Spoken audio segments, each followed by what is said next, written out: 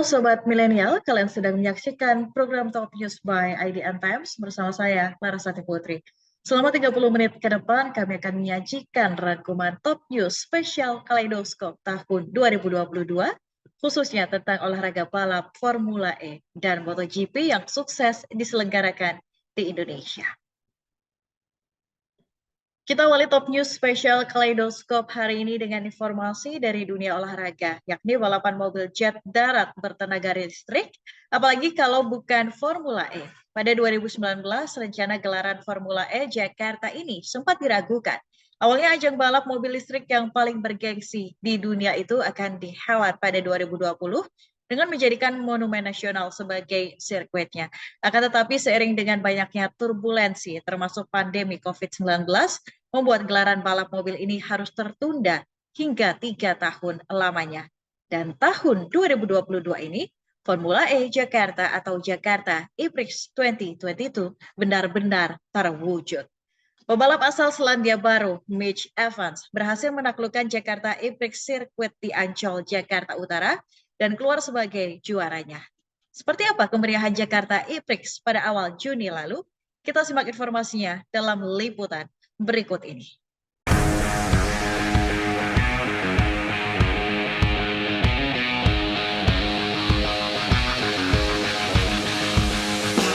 Halo Sobat Milenial, saya Sandi Firdaus dan sekarang tim IDN Times tengah berada di Jakarta International E-Prix Circuit untuk menyaksikan langsung gelaran Formula E 2022 yang tengah berlangsung di Jakarta. Seperti apa keseruannya? Ayo kita saksikan bersama-sama. Front row lockout for Diaz Cheetah, Vern on pole, De Costa second, all five lights are on. And we go green in Jakarta. It's a pretty slow start. Jakarta akhirnya menggelar ajang balap bertaraf internasional. Sabtu 4 Juni 2022, gelaran Formula E resmi dihelat di Jakarta International E-Prix Circuit. Sebanyak 22 pembalap terlibat dalam balapan yang untuk pertama kalinya dihelat di Indonesia ini. Gubernur DKI Jakarta Anies Baswedan mengatakan, ajang ini memberikan pesan kepada dunia bahwa Jakarta siap mengambil tanggung jawab dalam menghadapi perubahan iklim serta turut serta dalam transformasi menuju kendaraan ramah lingkungan. Ini adalah sebuah event olahraga yang akan ditonton oleh lebih dari 150 negara dan Jakarta hadir untuk memberikan pesan kepada dunia bahwa Jakarta ikut ambil tanggung jawab di dalam menghadapi climate change, global warming dengan memulai transformasi menuju kendaraan ramah lingkungan. Jakarta menetapkan target di tahun 2015 bahwa kita akan mengurangi efek rumah kaca sebesar 30% di tahun 2030. Alhamdulillah sekarang masih 8 tahun sampai ke 2030 dan kita sudah berhasil menurunkan sampai 26%. Para pengunjung yang memadati kawasan Ancol sejak Sabtu pagi, mereka tampak antusias untuk menyaksikan gelaran Formula E Jakarta. Salah satu pengunjung mengaku datang bersama dengan kawan-kawannya ke Ancol. Bagus banget ya, jadi kita udah nunggu event ini. Kemarin kan kita udah di Mandalika, terus sekarang Formula di Ancol. Mudah-mudahan sih sering ya event-event kayak gini, apalagi sekarang udah bangkit dari COVID, lumayan udah boleh pakai masker no masker di outdoor. Jadi sukses ya buat Jakarta yang udah ngadain event ini. Mungkin nanti perbaikan ke depan ada sistem manajemen yang lebih oke, misalnya di sini untuk antrian dan sebagainya kok kayaknya masih perlu ditingkatkan lagi gitu. Ya 80% lah oke. And Mitch Evans. Salah satu pembalap Formula E, Nick De Vries, menikmati balapan di Jakarta International E-Prix Circuit ini. Nick menjelaskan gelaran Formula E dapat berjalan sukses dan ia berharap bisa kembali lagi pada tahun depan. Well, I think it's been a very successful event. The people and all the fans have been amazing, super exciting, very welcoming. So it's been a pleasure, I think, for all of us, and we are already excited to come back next year and maybe a light race, so it's a bit cooler.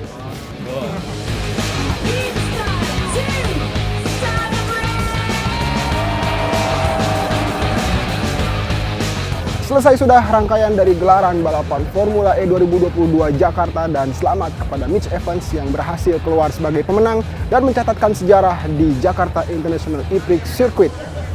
Dari Jakarta, Sandi Firdaus, Fauzan, Tata Firza melaporkan.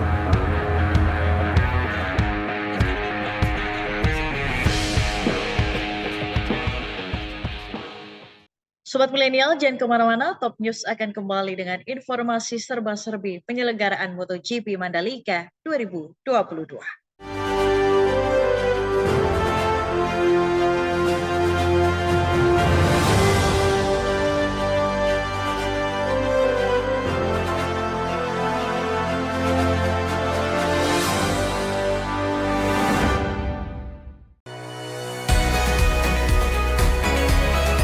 IDN Programmatic OOH is the first internet and GPS-connected out-of-home media platform.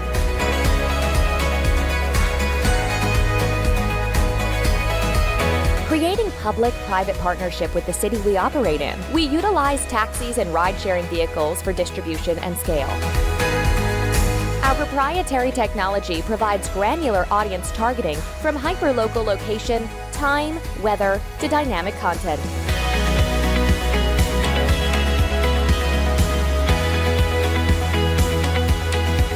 We bridge your digital life to real life.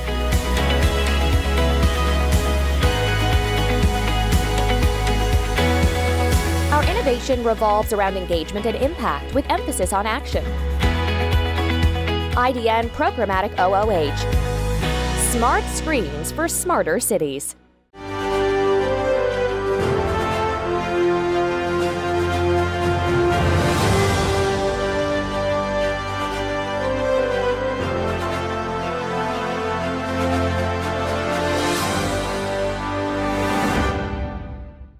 Terima kasih masih bersama Top News Spesial Kaleidoskop 2022. Sepatutnya kita berbangga karena bisa menyelenggarakan ajang balap internasional di mana seluruh mata warga dunia internasional melihat Indonesia. Tidak hanya Formula E, pada pertengahan Maret 2022 lalu, ajang balap MotoGP Mandalika 2022 sukses terselenggara. Tentunya ini menjadi kebanggaan bagi Indonesia karena bisa mengembalikan MotoGP ke tanah air setelah pada tahun 96 hingga 97 pernah mengaspal di sirkuit Sentul. Persiapan penyelenggaraan MotoGP ini pun melewati begitu banyak rintangan. Sirkuit yang baru diresmikan oleh Presiden Joko Widodo pada November 2021 ini pun harus menggebar beberapa persiapan demi kesuksesan rangkaian MotoGP Mandalika 2022. Lalu bagaimana pembangunan dan persiapan sirkuit dengan panjang lintasan 4,31 km dan 17 tikungan ini menghadapi ajang MotoGP? Apa saja hambatan menuju MotoGP Mandalika 2022 di sirkuit dengan nama Pertamina Mandalika International Circuit ini? Kita simak informasinya dalam liputan jurnalis IDN Times Aldi Lamuharma dan Sandi Firdaus berikut ini. Mengucap Bismillahirrahmanirrahim, sirkuit Mandalika pagi hari ini saya nyatakan diresmikan. Insya Allah dengan dukungan semua pihak, dengan ridho dari Allah Subhanahu Wa Taala, Indonesia siap menjadi destinasi MotoGP, siap menjadi destinasi berkualitas internasional.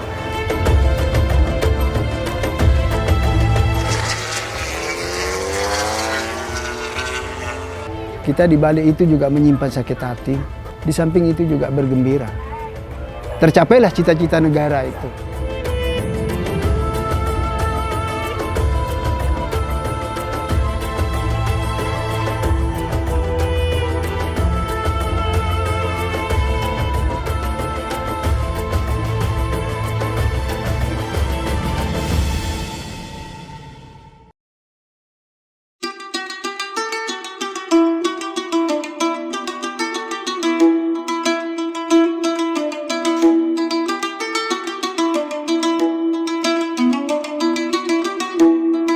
Mandalika. Nama ini menjadi semakin populer setahun belakangan ini. Mandalika adalah salah satu nama di wilayah selatan Lombok, sebuah daerah yang indah dilingkupi pantai-pantai eksotik dan bukit-bukit yang akhirnya oleh pemerintah ditetapkan sebagai kawasan sirkuit untuk gelaran ajang MotoGP. Jauh sebelum ditetapkannya wilayah ini sebagai sirkuit, Mandalika sudah menarik perhatian pemerintah. Bahkan wilayah ini telah ditetapkan masuk kawasan ekonomi khusus pariwisata pada 2014 silam.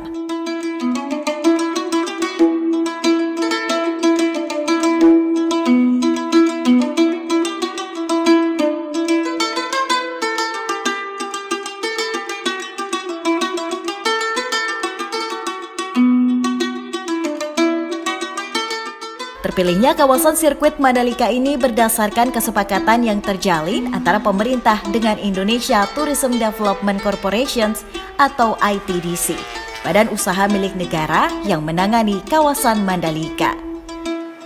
Selepas adanya pengumuman tersebut, pembangunan Mandalika pun dikebut. Namun, mimpi untuk menggelar MotoGP 2021 sempat kandas lantaran pandemi COVID-19. Akan tetapi pembangunan terus berjalan karena Mandalika diminta untuk bersiap. Dorna Sports pun memilih untuk memasukkan Mandalika kedua kalendernya, yakni World Superbike atau WSBK 2021 dan MotoGP 2022.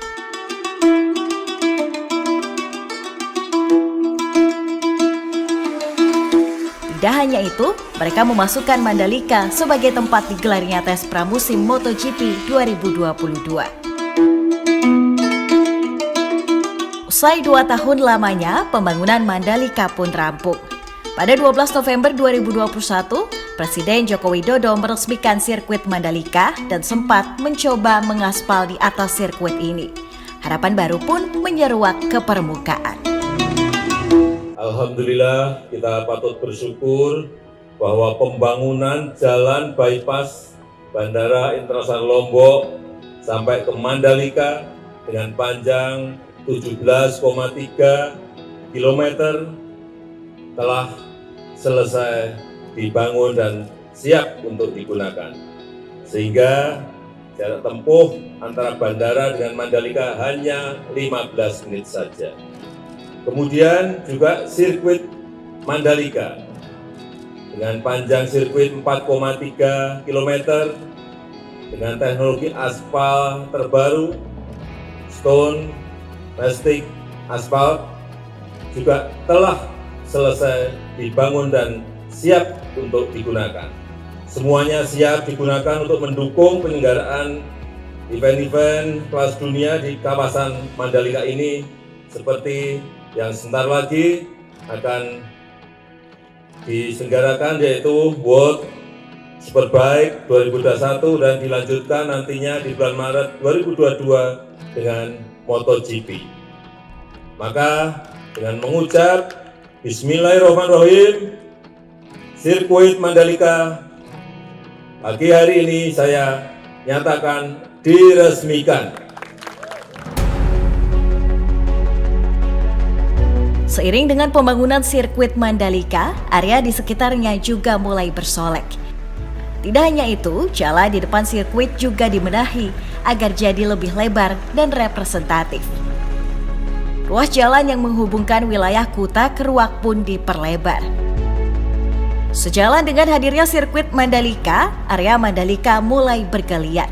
Tingkat keterisian hotel meningkat tajam dan itu mulai terasa di masa pramusim MotoGP Mandalika yang digelar pada tanggal 11 hingga 13 Februari 2022. Di masa pandemi sekarang ini di mana kita benar-benar terpuruk ya. Jadi dengan adanya perhelatan MotoGP ini benar-benar memberikan dampak yang luar biasa bagi kami. Kebanyakan memang bermalam dengan kami, tinggal dengan kami selama kurang lebih 5 hari. Jadi memang tingkat huniannya selama 5 hari itu memang stabil di atas selalu penuh. Ini adalah simbol kebangkitan ekonomi kita, simbol kepulihan sektor kita setelah diterpa pandemi selama 2 tahun. banyak peluang usaha, banyak lapangan kerja. Saya lihat di sini UMKM-nya juga sudah mulai menggeliat, tingkat keterunian hotel juga sudah mulai merangkak naik. Kita siapkan 3 hari ke depan, mudah-mudahan diberikan kelancaran. Juga 35 hari ke depan kita harapkan insya Allah dengan dukungan semua pihak, dengan ridho dari Allah Subhanahu wa Ta'ala, Indonesia siap menjadi destinasi MotoGP, siap menjadi destinasi berkualitas internasional.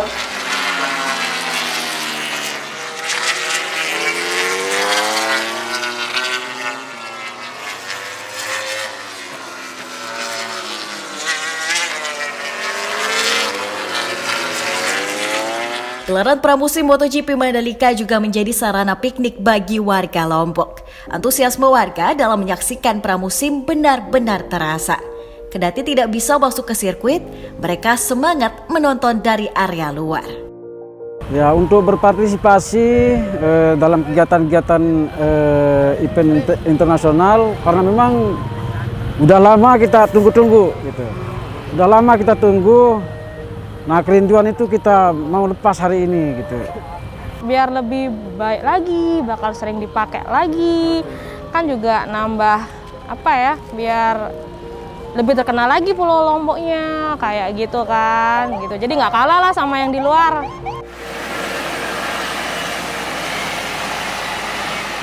Di ajang pramusim MotoGP yang berlangsung pada 11 Februari lalu, masih terlihat ketidaksiapan daerah ini dalam menyambut perhelatan akbar tersebut.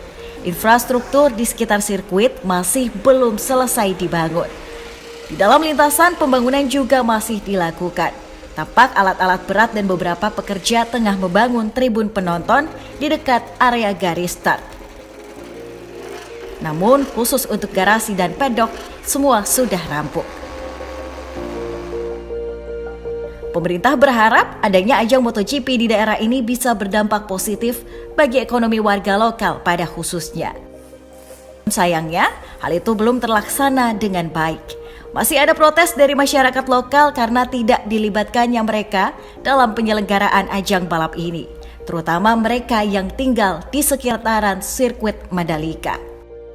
Ya memang warga lokal tetap sih diberdayakan, dipekerjakan di sini, tapi setahu saya yang warga lokal yang dipekerjakan di sini ada 1-2 bang, tidak maksimal lah, seperti transportasi, terus dan segi-segi pekerjaan yang lain sudah.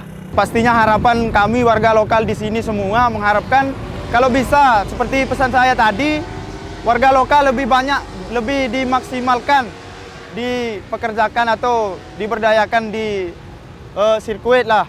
Dari segi transportasi, segi yang lain sudah bang, gitu harapan saya. Tidak hanya itu, ternyata masih ada lahan di sirkuit Mandalika yang bersengketa.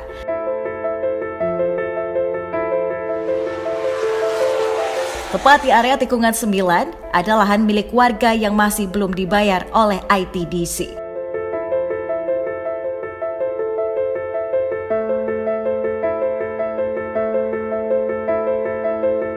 Ini adalah penampakan Bapak Sibawai yang tertangkap oleh kamera dari ofisial Honda Racing Team. Ya, foto ini sempat viral di media sosial. Saya sebenarnya tidak menyadari itu. Tidak menyadari itu, dan memang saya sengaja memang mau nonton di situ. Tadi setelahnya ada postingan dari Intel yang bercerita tadi 4 orang juga pernah datang ke sana di rumah, jadi yang menceritakan itu. Saya menanggapi bahwa itu adalah orang kurang kerjaan, saya bilang begitu malah. Saya tidak serius begitu. Saya enggak memang dekat lagi, memang tidak bermaksud untuk menonton di tempat yang lain. Karena kita ini adalah termasuk lahan kita terpotong oleh MotoGP, jadi kita langsung aja di situ gitu. Tanpa untuk berminat untuk nonton di tempat-tempat yang lain.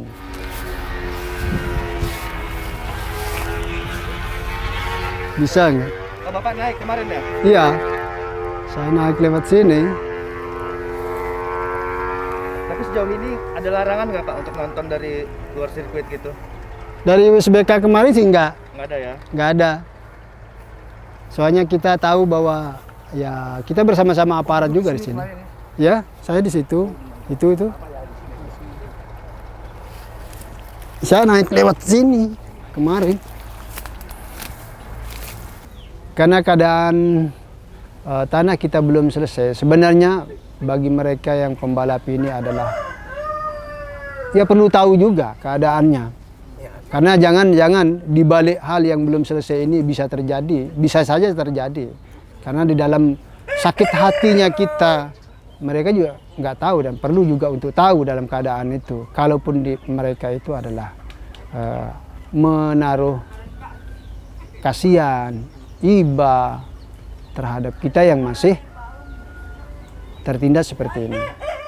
Yang di lane clearing kemarin itu ada di 2 titik kena.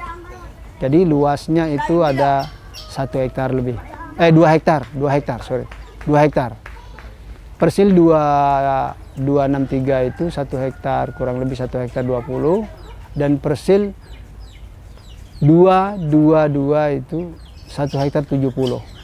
Bentukan gubernur yang dilimpahkan oleh Kesbang Poldagri itu sudah jalan cuman 1 hari itu. Lalu dia yang tidak membawa data dari pihak BPN dengan ITDC. Jadi apa yang mau diadu kalau gitu? Kita kan pada awalnya itu adalah mengadu data itu. Mengadu data. Tetapi tidak terjadi itu. Karena ITDC enggan membawa sama BPN enggan membawa data. Sehingga ada bentukan lagi. Padahal ini baru jalan sehari, lagi bentukan gubernur juga sumbernya. Katanya yang dibentuk, yang di Satgas yang dilimpahkan ke Kesbang Poldagri itu adalah tidak ilegal kata ITDC. Padahal ini adalah sumbernya adalah bentukan gubernur. Berarti sama-sama saya bilang gitu ilegal. Dari gubernur sumbernya kok. Berarti gubernurnya ilegal juga. Kan begitu kalau begitu sumbernya. Kalau kita, logika berpikirnya kita seperti itu.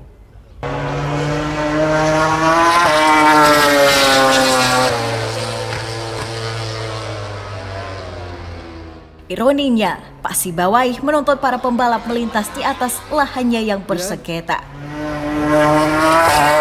Ini markas ini.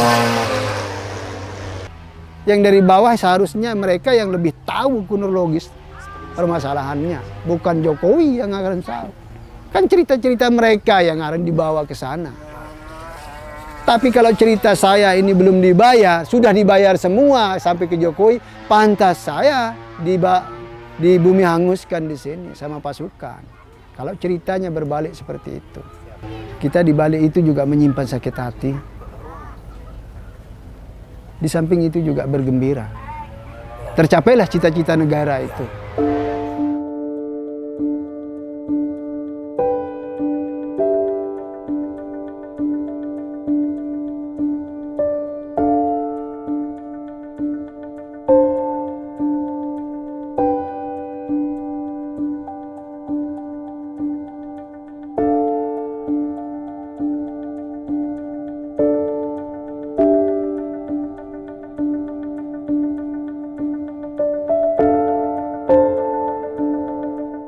Begitulah potret sirkuit Mandalika saat ini. Di samping menggeliatnya daerah Mandalika, ada hal-hal yang belum selesai seperti pembangunan infrastruktur dan tanah yang bermasalah. Terlepas dari semua itu, Mandalika tetap bersolek untuk gelaran MotoGP 2022 nanti.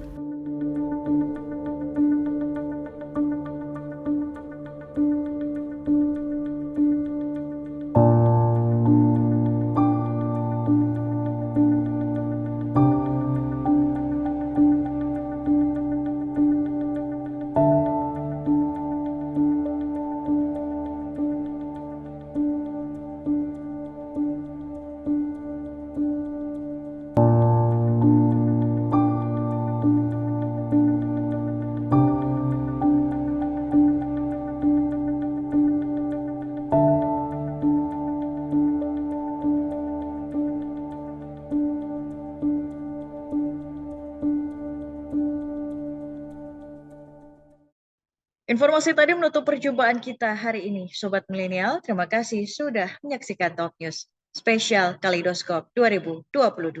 Ikuti terus perkembangan berita-berita terbaru hanya di IDN Times. Saksikan terus Top News by IDN Times setiap Senin hingga Jumat pukul 18.30 waktu Indonesia Barat. Dan jangan lupa untuk mendownload IDN App. Salar Sati Putri bersama tim yang bertugas mengucapkan terima kasih. Terus patuhi protokol kesehatan dan sampai jumpa.